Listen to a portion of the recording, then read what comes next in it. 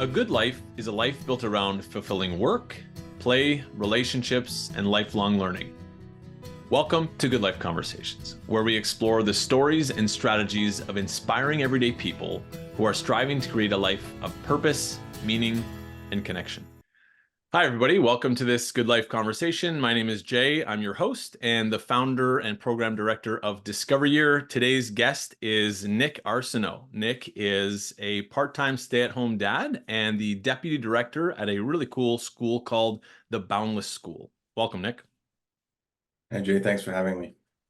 Thanks for being here. Okay, so Nick, I always like to let everyone know how the guest and I met, and Nick and I have known each other probably the longest of all the guests on the show. We used to play hockey together, hockey against each other in minor hockey back in just outside of Montreal, played rugby against each other, knew each other for a long time, and then didn't see each other for what probably was close to 20 years, I guess, maybe 15 years. We both did our things. We traveled a lot. We went to school in different places and ended up back in Ottawa. We both moved to Ottawa and reconnected here. So it's been really cool to do that with someone I hadn't seen in a long time and see how Nick has changed and how I've changed and how that creates what I think is a really nice friendship and collaboration now.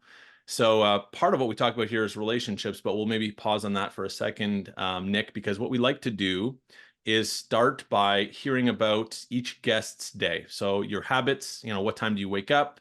What's your morning routine like? What's your work day like? What does that involve? How do you wind down the day? What time do you go to bed, etc. So tell us a little bit about the typical life in the day of Nick. Yeah, so I have a 5-year-old, so the day begins with often Lego. Early mornings, the sun's not up yet, and we're playing Lego and hanging out, making breakfast. If I'm waking up with him, if my wife's waking up with him, I try to maybe get a sleep in, try to meditate, maybe go for a ski. And then we get him off to school. So he goes to a half-day preschool. And Jay mentioned one of the things that I am, or that I do, is I'm with him in the afternoon. So he's at school in the mornings. I'm with him in the afternoons. I work in the mornings for the Boundless School.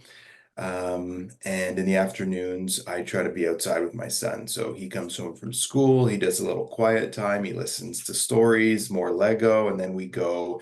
I live in Chelsea here near the Gatineau Park, so we either go cross-country skiing, we downhill ski a ton in the park, and or just romp about and frolic these days in, the winter wonderland that is where we live. So, at night, we cook a lot. I have particularly, a diet going on. So we cook whole foods all the time. So we're always cooking. And so, we're spend time cooking in the afternoons, maybe, before dinner, eat. And then, yeah, my son goes down and then I either, you know, take a bath, take a sauna, either go for a ski, maybe putter around and work on projects that I'm working on, read a book, watch a show, get to bed. Ideally, like I start panicking when I see like 10:25 and the lights aren't out. I'd love to have the lights out at 10, but between 10 and 10:30, I'm in bed sleeping. Wow, that's interesting. So a lot of our guests have been, I would say, perhaps more consistent with the variety or like kind of the routine in the evening. It sounds like you have a pretty diverse array of things that you might be doing, from physical exercise, like outdoor, to meditating, to doing hobbies. How do you decide what you're doing in the evening? If some buddies or neighbors or, I feel like I need some exercise, I'll go for a ski here in the park. I love to ski at night, cross country, skate ski or classic. It's quiet. I don't use any light, so just use the ambient light from the city or the moon or whatever, and it's really peaceful. So I try to do that a couple times a week. And just whatever's going on, like sometimes I'm working on like a woodworking project and, I'll squeeze my time in at night, or sometimes I just need to chill out, then I'll take a sauna or Mhm. take a bath. It just depends on, the evolution of my day and fitting in whatever I feel like I need in that time period. I think that's something that's that a lot of people, young people especially, I can speak for myself certainly. I didn't realize the amount of time and energy when I was younger that it takes to decide what to do, how to build your habits, how to change them, and how to decide what to do based on how you're feeling or what you need in that moment. Is that a process that kind of comes pretty naturally to you, or did you have to work to understand kind of what you need in this particular case, in the evening? It's funny, because you know this, Jay, like when you have kids, that time is kind of precious. So I have this feeling of wanting to make the best out of it and be productive with it. And my work is to, when I know that I need the rest and to really just like chill out, is to let myself do it. Although my list of things I want to cook tomorrow, woodworking projects, like whatever it may be, shovel the driveway, clean up the garage, like the list gets long and I just know I want to do something in that time. So yeah, it just evolved. Like it's a decision I make throughout the day. As the day evolves, it's kind of percolating and I think about it. And yeah, I kind of my week, let's say 5 days in a work week, I'll try to hit one of those naturally. I don't even think about it, but naturally I'll hit, one of all those things throughout the week at least. Mm. Yeah, one of the things that are like young people today, certainly, and as you've experienced too in your work with young people at Boundless, I'm sure, and something that we hear a lot about at Discovery Year is young people are overwhelmed a lot, right? They have this seemingly endless list of things they might want to do or things that are expected of them. And what I think is an important message that I'm taking away from this right now, what you're saying is that that list never really gets any shorter unless you chop it yourself. But really, what I hear from a lot of people and what I've learned, I think myself, is that the list will always be there, and how you manage your emotions about the list, and how you decide what to do and when to do it, and how much to push yourself and how much to relax. That's the fundamental skill. That's one of the things that we're hoping to help our students start learning. Take the pressure off. The list will be there indeed. Yeah. Very cool. And you mentioned like hobbies and woodwork. So that's one of the questions that we'd also like to explore, beyond work, specifically with our guests. And you were just telling me before we started recording that you built that bookshelf behind you, and I think it looks beautiful and probably says, quite a bit about you. So I'd love to hear a little bit about your hobbies. You mentioned, Yeah. sports, outdoors, skiing. What else? What takes up your time other than work? Yeah, I make things in my house, like, this bookshelf I made. I don't even, somewhere there's some candles that I make. I make candles. There's pottery that I've made. I make pottery. I do a lot of things outdoors. Like I'm a whitewater paddler, kayaking, canoeing, all the skiing. I backcountry ski, so you typically go out west and do some ski touring where you're in a very remote hut and you're walking up the mountains to instead of a chairlift. So, you get 2 or 3 runs a day and you're doing a ton of work to get them. I do that. Yeah, I like to cook. I, try to maintain a mindfulness practice. I do a lot of different things. I dabble in a lot of things. I play hockey, all sorts of things. Yeah. And you're leaving out one that I thought was really cool. I don't know if you're doing this again this year, this spring, but making maple syrup tapped from the trees on your property. Yeah, we tap. I'm definitely doing it. It's the greatest thing. I love it. We tap about 70 trees on my property and my neighbor's property, and we make maple syrup. I started with 6 trees my first year living here, and then we're up to 70, and it's a lot of work. It's a labor of love, and it really, the way I think about it, it's just sort of embracing this beautiful offering from these trees, this sweet nectar. So yeah, it's a really, really nice way to have relationships with your land and the natural world. Very cool. Yeah, and that's an interesting way to put it as well. And I've tasted that sweet nectar.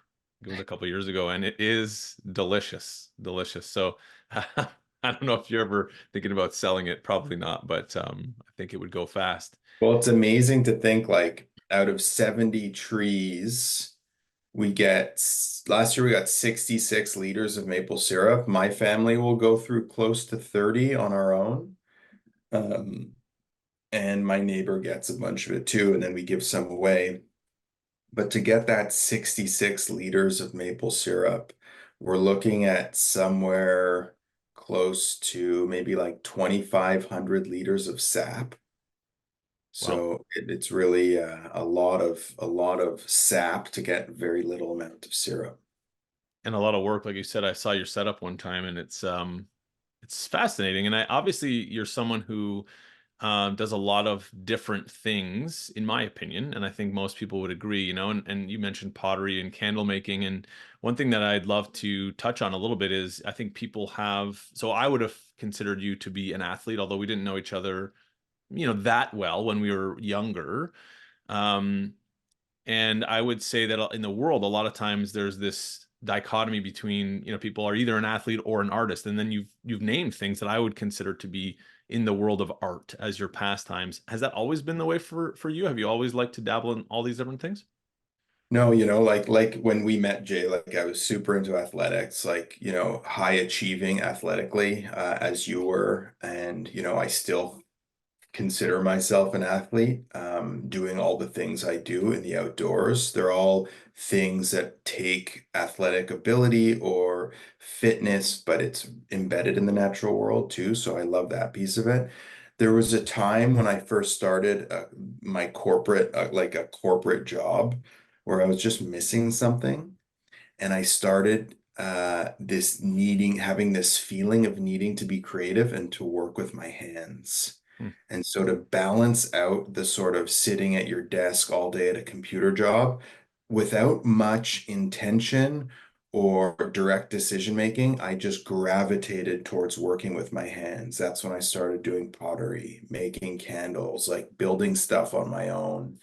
And yeah, and it's just like this curiosity. It's not like I'm not naturally an artist. I couldn't draw anything, but like I have this creative juices that I want to like explore with my hands. So that's where all this stuff came out of. Yeah. And would you say that it's, obviously the motivation sounds like it was intuitive and fairly easy from what I'm understanding. Would you say that you had a kind of a gift? Like, were you good at these things quickly, or did you have to learn a lot? Well, there's a massive learning curve. I think, yeah, I've made some cool pots and some cool candles. I don't necessarily think I have a gift. I think the gift um is to be curious, to not to like try something outside of, even your realm of understanding and be curious about it. And the more you do that and you're not afraid to make mistakes and not afraid to like walk into a pottery studio with all these professionals and just like be me, um, I think curiosity is the key. And, you find your way to making things that really suit you and others, for sure. And would you say that, are you saying curiosity is your gift? In other words, Yeah. that's something that's very strong for you? Okay. Yeah, like I'm not afraid to be curious about things that are, completely left field for someone that like me, What if something catches my attention, I'll be curious about it and explore it. And even if it's outside like the realm of things that are in typically in my community or, people that I know, then I'll still give it a shot. Would you say that so when you're saying curious, and I see that too, of course, like in our interactions and the things that you do, like it's very clear to me that that's something that's strong in you. But when you say about walking into a pottery class, or I think maybe our audience is listening to this and thinking, just try to make a candle on their own. Part of it, what you're describing, is also confidence, and I'm curious if that is also natural for you, or is that something that you need to develop? Yeah, I think I have confidence, and I don't in these things that are so outside my typical path. I'm not afraid to fail, and I'm really excited to learn. And so, yeah, I'm confident to go in. I'm confident to fail. Maybe that works. Like I'm really confident to fail and give it a shot. And yeah, the results have been good. And not everything I do is super successful, like but these are things that have stuck with me and they're very practical. And, like the candles, for example, like, I make all beeswax candles and I do it like once every year or so, make enough candles that we need for the house for the year. And then do it again the next year. And they're functional things that are tangible and they like, in my head, they bring light. And the pottery as well, like they're functional pieces that, I could touch. And yeah, I'm confident that they're gonna be, useful for me. And do you think that, because I think that this kind of resonates a lot, it's a conversation that we have a lot in the program at Discover Year, and I think a lot of young people are nervous of being bad at something. They're fearful and they're perhaps not as confident to try things. So for you, is that something that you feel came pretty naturally, or did you have to build yourself up over time? Like, did you learn to be confident? Um, I think that I think the maple syrup's a good example of this. Like I said, I started with 6 trees and then 17 and then 40 and then 70. And I knew nothing about it. I kind of, we have this incredible resource um, called the internet. And, I didn't know what I was doing, but when you see the results and you see that you're learning and you see that you're engaged, even the first year where I made a tiny bit of maple syrup with 6 trees, um, you learn the confidence to like boost it up next year and you see the joy it brings and really doing it with my son and having the community around and it just brought so much joy to people. That's what gave me the confidence is like the mirror of other people experiencing it gave me the confidence and it was little by little. So yeah, I think that's the same with all those things, Mm, the woodworking, pottery making, candle making, maple syrup making, like it all starts small. mm, It's funny, the candle thing happened because my wife wanted, better smells in our apartment when we were living in Toronto because we didn't have a kitchen fan. And so because we cook so much, like our house smelled like a spice, store. And so she bought a candle. It was like this big. And I looked at the bottom, it was $26. I was like, no way, I'm just gonna make these. So I just like started making them slowly and learned along the way, and then just went just towards beeswax. And then yeah, I have the confidence to do it because I'm not afraid to fail. Like the consequences of failing are, mm. completely the chatter in my mind. And so it doesn't really matter if I fail or not. Yeah, I mean, we could go on talking about this for a while, and I do think perhaps the students might have more questions about it because that first hurdle, it sounds like what I'm interpreting is that your curiosity is strong enough that that helps you kind of get through any of the chatter in your head, and then you see the result, and it's kind of like this snowball that grows with time. So, um, yeah, I think it's a really interesting question, and maybe our students will want to hear a little bit more about it. Yeah, I think you're exactly right in how you characterized it just there. It's very cool. Yeah, and I think it's great too because they're things that I don't mind saying like, there's an idea sometimes in our heads, as men in society about what we're meant to be doing and what's appropriate to share with others. And so there's, people use the term toxic masculinity. And I think like a lot of what you're describing, defies that in some way. I don't know if you've ever thought about that way. Yeah, totally. All these things, not all of them, but are things that, there is this idea of a man, and often the idea of the man is not one that makes candles or makes pottery. Um, and not to mention, of course, that I'm a stay-at-home dad half of my day. And just that in itself is something that like I have to fight the internal chatter about and hold out that idea of like this is not what you should be doing as a man. And I've turned that on its head and like it's one of the things I say now is like I work at Boundless and I'm a stay-at-home dad.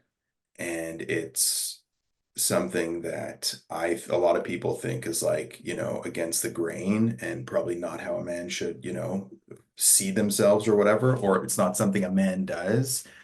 And I just think actually it's the most important work I do and a great gift. And so, yeah.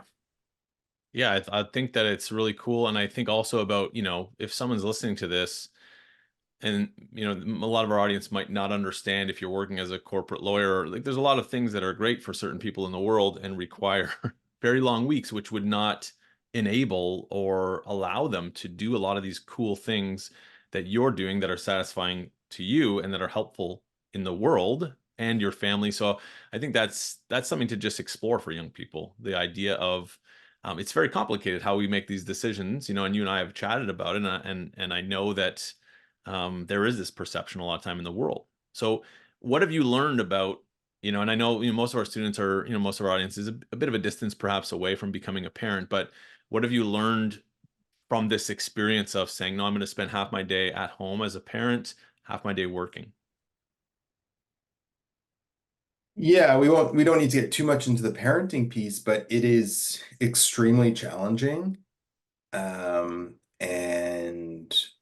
it's like I said, the most important work I do. This time with my son is time that I won't get back. And I'm really hopeful and that it'll pay dividends given, the strength of our relationship, the things we've been through together, the experiences that we've had together. And I think it's probably really also given me a lot more many more tools and experiences that will apply as my career shifts and changes that I can't even sort of identify now. So yeah, I really try to see it as a gift. Yeah, that's very cool. The idea of, doing things that are new and challenging without a specific agenda of how you'll be able to apply the lessons or the skills. That's an important message that, is relevant to a lot of the topics we explore with our students is you don't always know what you're going to be applying. You don't always know Yeah, why you're doing that degree. You might just yeah, do it because you're interested in it. And that's great. Just knowing that you're building towards something without knowing exactly what it is kind of a yeah. fundamental part of life. Yeah, which plays back to that idea of curiosity and learning. Like, I've done many things professionally, and I think the through line that links them all is I've done things where I know I'd be learning and engaged in and believe in. So, who knows what, a particular course in school or summer job or, travel experience, how it might impact your life. And so just go into it with curiosity. That's Yeah. great. And I don't know if we've ever chatted about this or if you've seen or heard of like a term like prolonged exploration, which is in fact what Discovery is all about. And that's the idea that people should be using what's often referred to as a test and learn model versus a plan and implement. And the plan and implement in my purview, that's what I was seeing everywhere. People wanted to have a plan when they left high school and they wanted to just activate it, just, put the 40-year plan into play. And it's been pretty well documented that that's not as helpful as the test and learn. Just go with a short-term mindset. Oh, I'm curious about that. That's interesting. Let me try it. I don't know what it's going to bring, but just the motivation from being curious about it is enough to actually bring positive results down the road. In retrospect, it's entirely what I've done is test and explore and not a whole lot of planning, which also takes like some resilience, some faith in the process, in the path, in your stride. And so far it's been good. Yeah. Okay, thanks. And you've alluded to failure here, and you're not being afraid of failing, and understanding that whatever failure happens from your first attempt at making a candle is going to be something that's useful to you. But one of the questions we'd like to hear about, even if you don't perceive failures as failures traditionally, I'd still love to if you can share a failure that you've had recently or one that was an important failure to you and what you learned from it. I mean, as you know, Jay, like there is constant amount of parenting failure. Um, but the kids are resilient. So I don't need, like I said, like we don't necessarily need to go into all the parenting stuff, but that's like something that comes up. And I think that one of the lessons from that is, um, I'm really also trying not to be perfect. I'm trying to like own that I'm not a perfect father or partner or your citizen in this world. And so whatever the failure is, I think if the top of the mountain is perfection, well, there's going to be a constant amount of failure. And it's your attitude or your expectation that you're perfect that will just have you accumulate failures all the time and beat yourself up about them. Rather, if it's more the sort of plan and or sort of test and explore approach where, you might get to the top of that mountain or you might not. The path really is where you learn from it. So all those failures along the way, you can collect as positive experiences, as things to learn from, of course. Um, yeah. Yeah. Yeah, I think the word perfectionism is a good word to touch on here because it's something that I've experienced, that we've experienced with many of our students, whether they're kind of, would be clinically diagnosed as a perfectionist or not. It's something that we see a lot, that this idea that it's, my starting point is not going to be good enough and therefore I'm not going to start at all. That's something that we see in our program, and I experienced in the broader population really a lot in the last decade. So Yeah. was that something that was that natural to you, or did you ever have these kind of perfectionist ideas? Um, I think we all have aspects of our life where we want to be perfect or excel or be seen.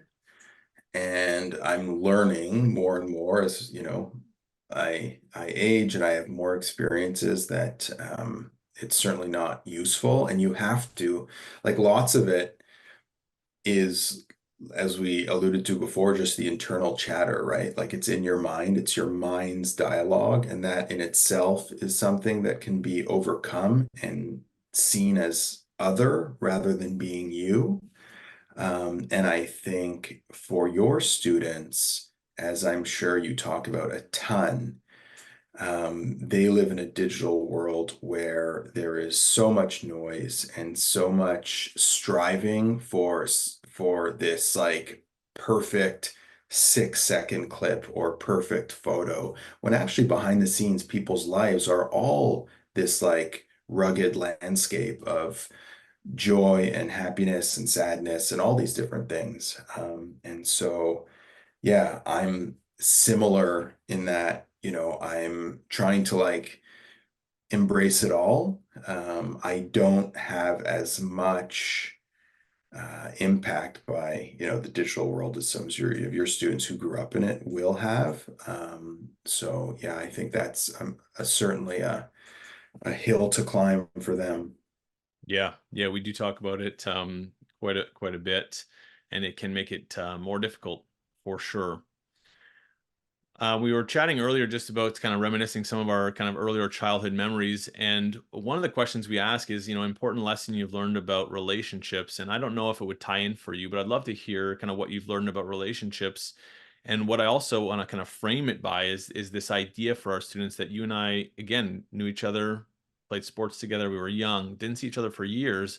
And then I think it was you who initially reached out to say you were in Ottawa, if I remember correctly, and just kind of, we're both curious people, and the opportunity to kind of reconnect with someone was really cool. And one of the lessons that I take away from that is that, you might not see people for a really long time, and yet perhaps you're going to see the same person, perhaps you're going to see a new person, but it's interesting to explore, and to remember that relationships, their intensity comes and goes.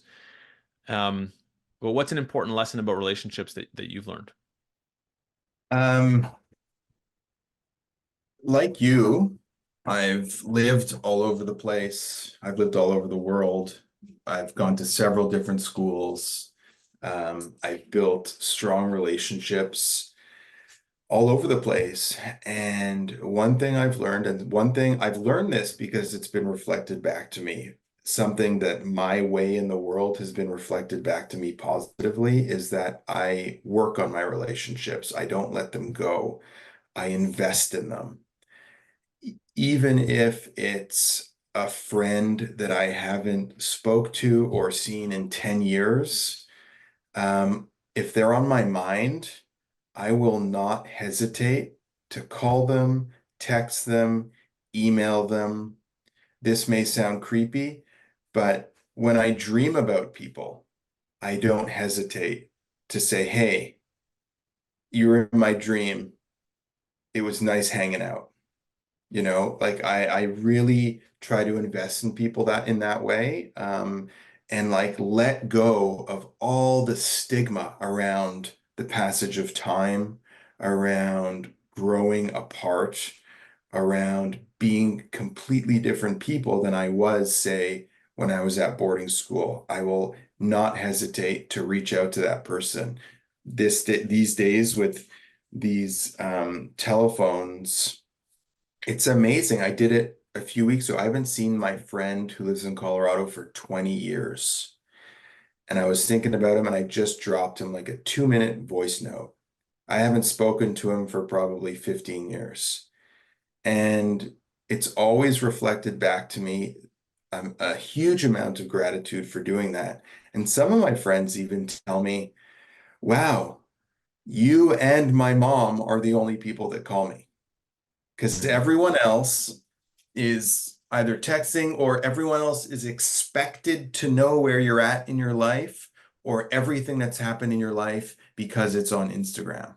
Well, I don't have Instagram. I don't know that you know, where you're at. I don't know what's going on. Like, I want to check in with you now. So, yeah, I've learned that for me, it's totally normal, but I've learned that it's, um, abnormal for others and it's an investment in a relationship. And I always get good feedback on that.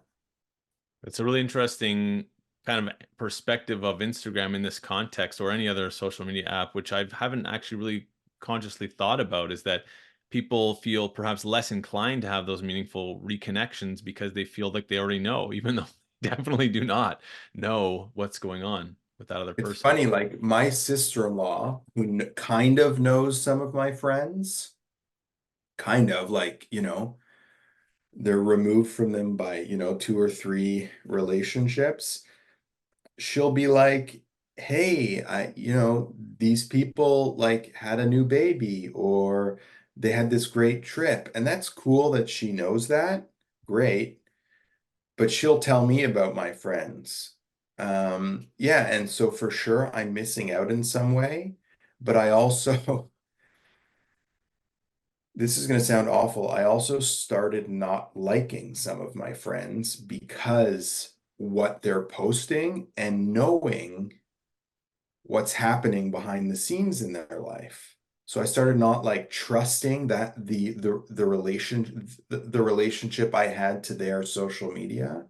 Rather, I'd rather go right to them, even if it's more infrequent, and like get that solid time relationship, check in with the highs and lows instead of something that's curated. Yeah, I very much connect to that, and I've found it hard to not judge people because of the things that I've seen them do on Exactly. social media myself. Yeah. So, and I try to remind myself that we're all humans, and I do find it difficult, and that's something that is definitely the case for everyone. It's easier to judge, and it's harder to empathize when we are not having the type of relationships and communication that people had for thousands of years Yeah. before Facebook came along. So I think that's an important message to remind everyone that, well, yeah, the technology is cool, and a lot of young people feel like this is, they tell us, you don't know what it's like. You didn't have this when you were a kid, and that's true. Yeah. And I think it's our responsibility to help them kind of think differently about it because it's been so Mm. ingrained. And I think you're making really, really good case for why it's perhaps useful to get away from it. Yeah, like similarly, as I mentioned before, like the chatter in your head is not you. You looking at their social media is not your relationship with them.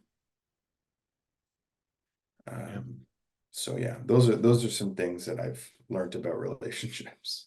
And I've found it. I don't know about you, but I've found that in often cases, I don't use social media much anymore because I was so it like really wore me down. I found depressing, and I would often be angry or frustrated for so many reasons. And what I found is that with the people that I know, when I would see them, the image that they portrayed on social media, usually there was an inverted relationship between how happy they seemed on Yeah. social media and their actual life, what Yeah. was going on. It was truly almost inverted. In other words, the people who seemed to be the happiest were actually the most sad or depressed or upset. Yeah. Um, so I think there's something to consider there. Here, here. So what there's so many things. We don't have much more time. There's so many things that we didn't touch on that I think our students might be interested to chat with you about. But one thing that I wanted to ask you about briefly is two things.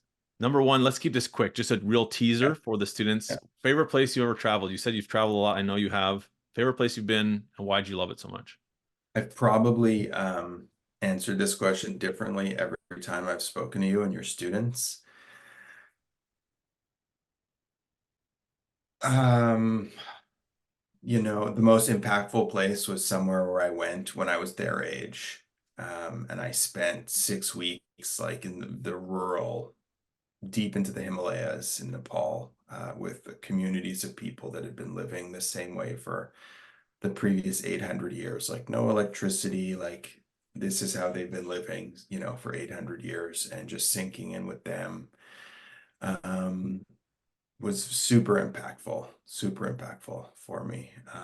Yeah, Yeah, that's great. That's a nice cliffhanger. Maybe they can ask you yeah, why it was so impactful. yeah.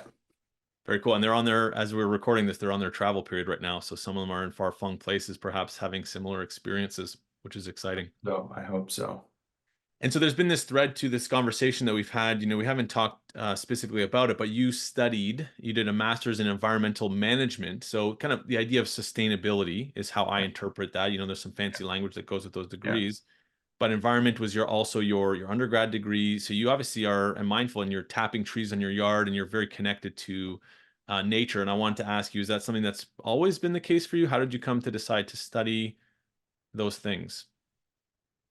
I've always been inclined towards being in the natural world, spending time in the natural world. I'd go on these wilderness trips in high school, hiking, canoeing, paddling, whatever it was, climbing mountains. And I'd come home on Sunday evening after the trip and just like have this like deep, almost like sadness to be like back in the urban landscape. And so I've always known that like I feel really good out there. And honestly, it was why I began to study that was a course in high school. I got to go to a pretty cool high school like you did. I was in an environmental science course with me, another student, and the teacher.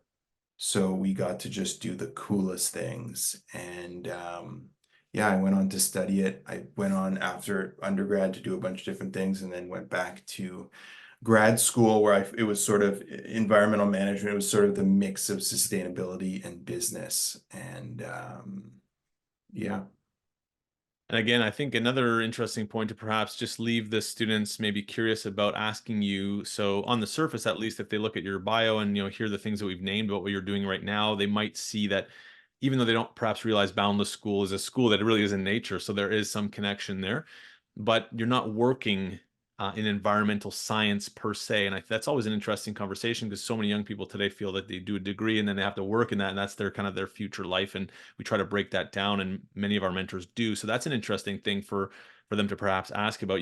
What happened? Why are you not working that field? What did you learn? What did you unlearn? How does that how do those studies apply in your life? How do you make use of them?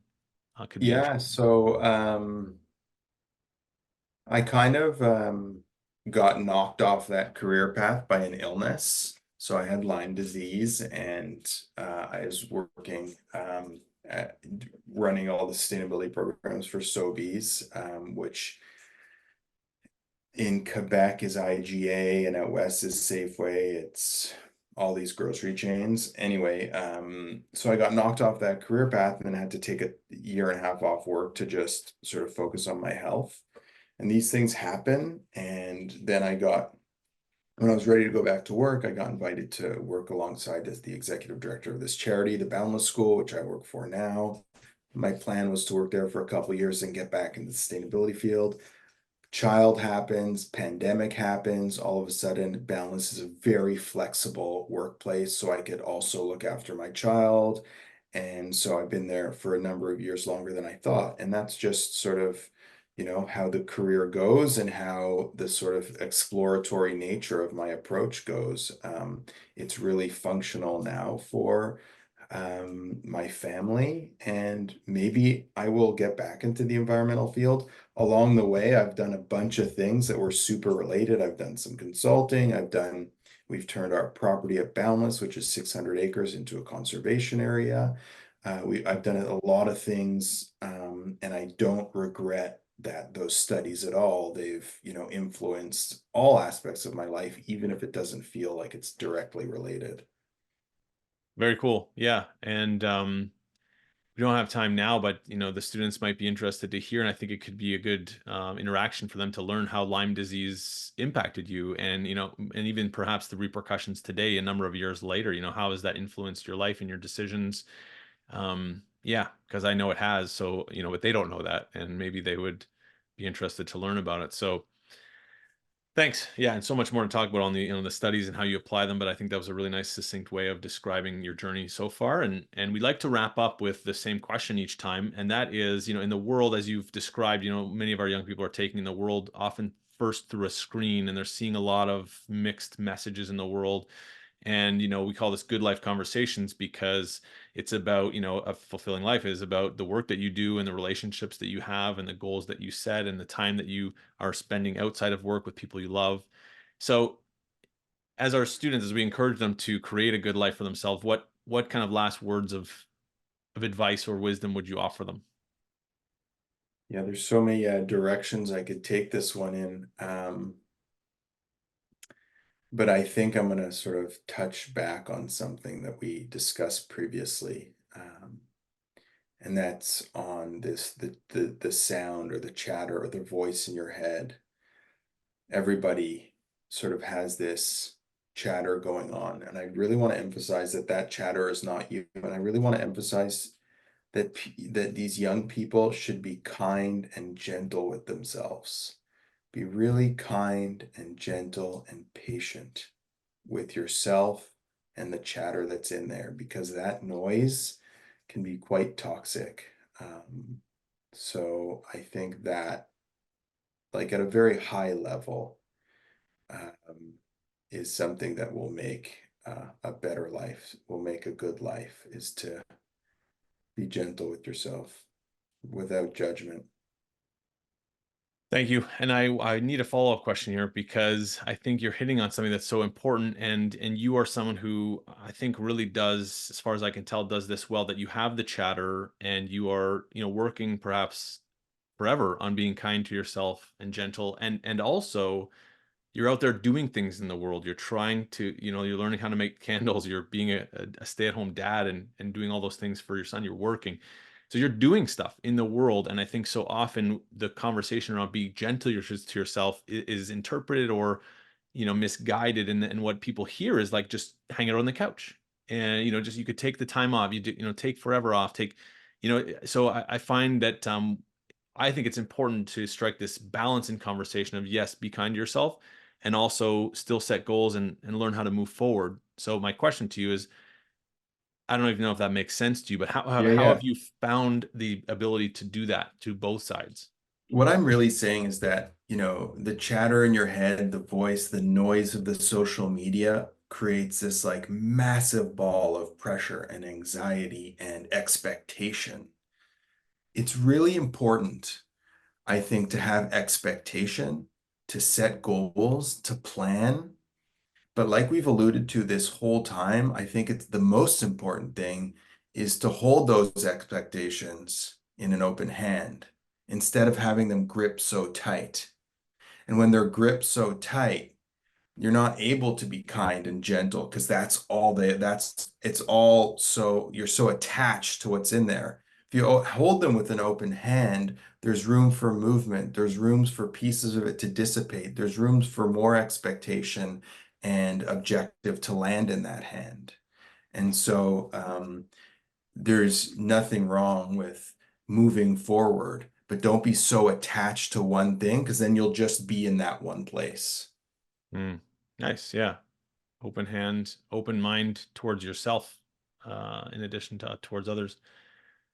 Thanks, Nick. I mean, we could talk for a lot longer, but the students will have the great pleasure of asking you their questions when you meet them, and I really appreciate you making the time for this and for that meeting in a few weeks.